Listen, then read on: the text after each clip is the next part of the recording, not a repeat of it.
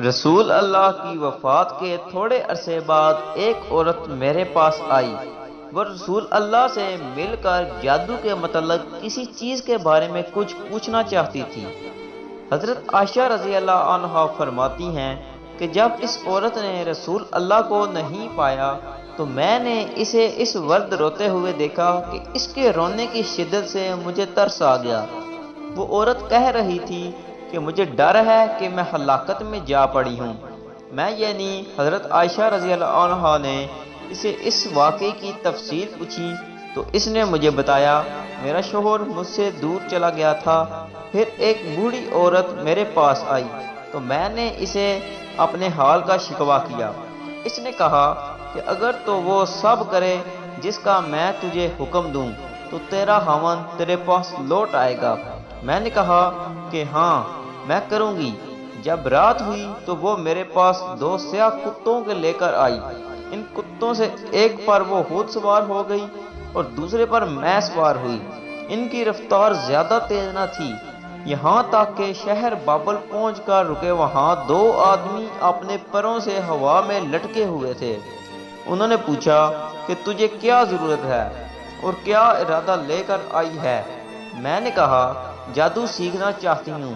انہوں نے کہا شک ہم آزمائش ہیں، لہذا تو کفر نہ کر اور واپس لوٹ جا۔ میں نے انکار کیا اور کہا کہ میں نہیں لوٹوں گی۔ انہوں نے کہا تو اس تندور میں جا کر پیشاب کر۔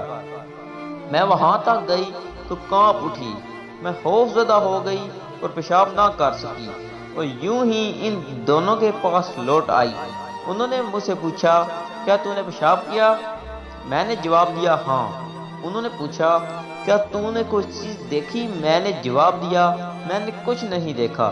انہوں نے کہا تو نے پیشاب نہیں کیا؟ اپنے برتن لوٹ جا اور کفر نہ کر۔ میں نے انکار کر دیا۔ چنانچہ انہوں نے پھر کہا اس تندور تک جا اور اس میں پیشاب کر۔ میں وہاں تک گئی، پھر مجھے پر کپاہٹ طاری ہو گئی اور میں ڈر گئی۔ پھر میں ان کے پاس لوٹ گئی۔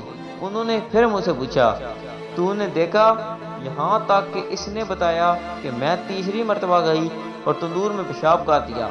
پس میں نے دیکھا کہ میرے اندر سے لوہے کے گلو بند والا ایک گھوڑا سوار نکلا اور آسمان کی طرف چلا گیا۔ تب میں ان کے پاس آئی اور انہیں اس بات کی خبر دی۔ انہوں نے کہا تو نے سچ کہا، یہ تیرا ایمان تھا جو تیرے اندر سے نکل چکا ہے، اب تو لوٹ جا۔ پس میں نے اس عورت سے کہا اللہ کی قسم میں اس بارے میں کچھ نہیں جانتی، اور کہا کیا انہوں نے اس کے علاوہ بھی تجھے کچھ بتایا ہے؟ اس نے جواب دیا ہاں ضرور بتایا ہے کہ آپ جو چاہیں گی وہ ہو جائے گا۔ چنانچہ میں نے رسول اللہ کے صحابہ رضی اللہ تعالیٰ عنہ سے اس بارے میں دریافت کیا، لیکن انہیں بھی اس بارے میں معلوم نہیں تھا کہ اس معاملے میں کیا کہیں۔ جس چیز کا مکمل علم نہ ہو اس کے متعلق صحابہ اپنی رائے دینے میں احتیاط کرتے تھے۔